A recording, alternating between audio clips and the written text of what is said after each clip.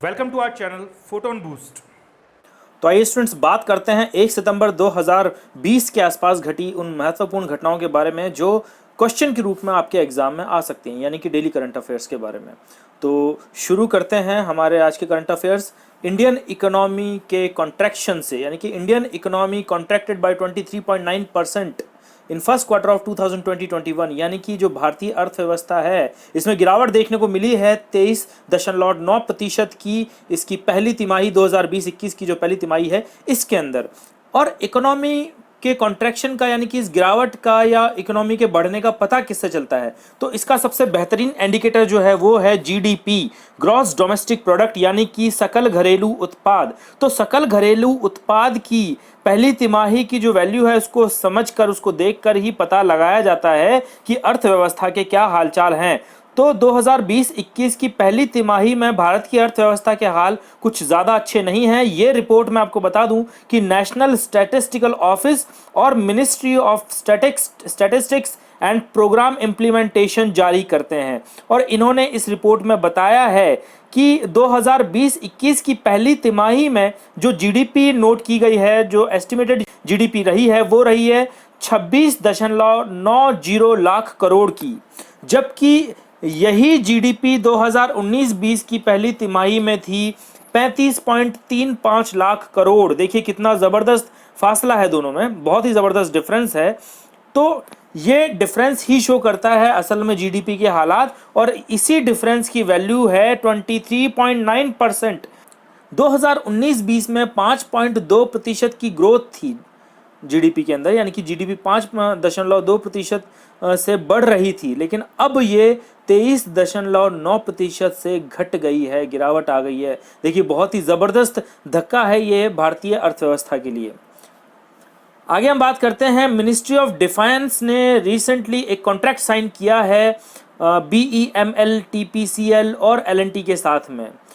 ये कॉन्ट्रैक्ट है 2580 करोड़ रुपए का, और इस कॉन्ट्रैक्ट के तहत पूरी एक 6 पिनाका रेजिमेंट, जो 6 पिनाका रेजिमेंट है वो आर्टिलरी को दी जाएगी। ये जो है पूरा कॉन्ट्रैक्ट लिया गया है Bharat Earth Movers Limited BEML, Tata Power Company Limited और लार्सन्स एंड ट्यूब्रो द्वारा कंबाइंडली। 6 पिनाका रेजिमेंट जो है ये आर्टिलरी रेजिमेंट है जो हमें मिलेगी। देखिए फोटो के अंदर आपको पिनाका मिसाइल्स दिख भी रही होंगी। तो 6 पिनाका रेजिमेंट में होगा 114 लॉन्चर्स, उसके अलावा AGAPS automated gun aiming and positioning system. इसके अलावा 45 कमांड पोस्ट्स भी मिलेंगी TPCL से और L&T से। 330 व्हीकल जो हैं, यानी कि जो वाहन हैं, वो प्रोक्योर करेगी इंडियन आर्मी BEML से, और ये सारे के सारे जो प्रोक्योरमेंट्स हैं, जो सारे जो हथियार हैं, ये 2024 तक ले लिए जाएंगे। ये पूरा जो कॉन्ट्रैक्ट है ये एक तरह से बूस्ट भी करेगा मेक इन इंडिया इनिशिएटिव को, क्योंकि ये जो 6 पिनाका रेजिमेंट्स हैं ये इंडिया में ही डेवलप की जा रही हैं। आगे हम बात करने जा रहे हैं रशियन मिलिट्री एक्सरसाइज काउकास 2020 के बारे में, जिससे हाल ही में इंडियन आर्मी ने विड्रॉ कर लिया है कोविड-19 के चलते।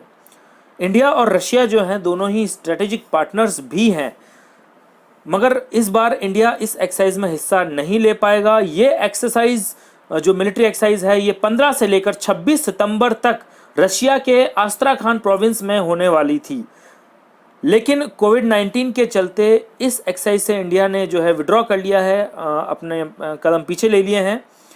और इस एक्सरसाइज में कौन कौन सी कंट्रीज हिस्सा लेने वाली थी, तो मैं आपको बता दूं कि शंघाई कोऑपरेशन ऑर्गेनाइजेशन और सेंट्रल एशियन कंट्रीज, ये सभी इस पूरी एक्सरसाइज में मिलकर पार्टिसिपेट करने वाले थे।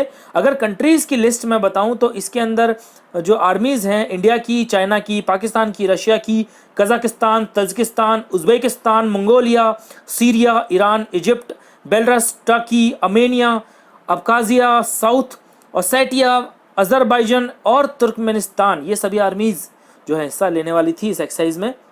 आगे हम बात करते हैं दुनिया के सबसे बड़े सोलर ट्री के बारे में, जो कि भारत ने डेवलप किया है। जी हाँ, भारत की जो दो बड़े जो रिसर्च इंस्टीट्यूट्स हैं CSIR और CMERI।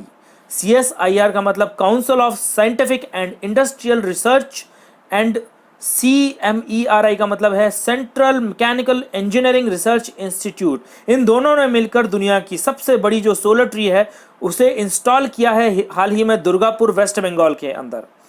ये 12,000 से लेकर 14,000 यूनिट की क्लीन और ग्रीन एनर्जी प्रोवाइड करवाएगा। बहुत ही ज़बरदस्त इनिशिएटिव है, बहुत ही ज़बरदस्त प्रोजेक्ट है ये।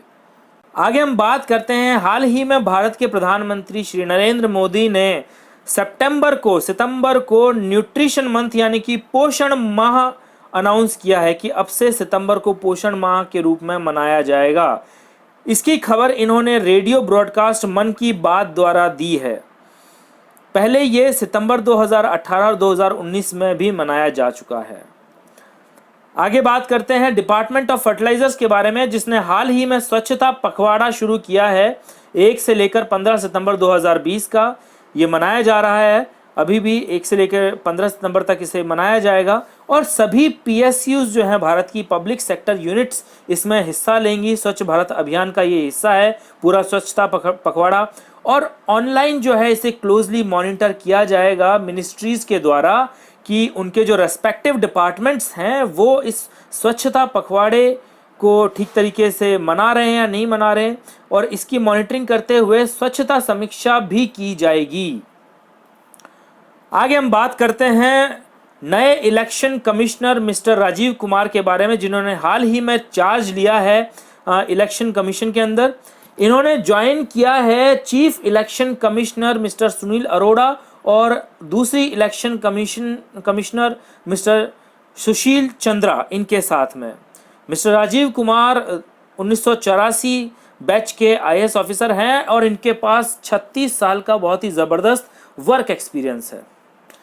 Thanks for watching this video. अगर इस वीडियो को लेकर आपके कोई भी सवाल हैं, कोई भी आपके डाउट्स हैं, तो उन्हें आप कमेंट बॉक्स में कमेंट करके पूछ सकते हैं। आप चाहें तो पर्सनली हमें हमारे ऑफिशियल मेल ID के ऊपर मेल करके भी पूछ सकते हैं, जिसका लिंक नीचे डिस्क्रिप्शन बॉक्स में दिया गया है। अगर आपको मेरा ये वीडियो पसंद आया तो इसे लाइक करें, ज़्यादा से ज़्यादा शेयर करें ताकि ये ज़रूरतमंदों तक पहुँच सके। इसी के साथ साथ आप हमारे चैनल को सब्सक्राइब करना बिल्कुल भी ना भूलें।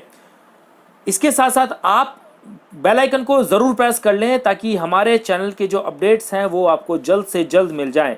कल मिलते हैं, चलिए, थैंक यू सो मच।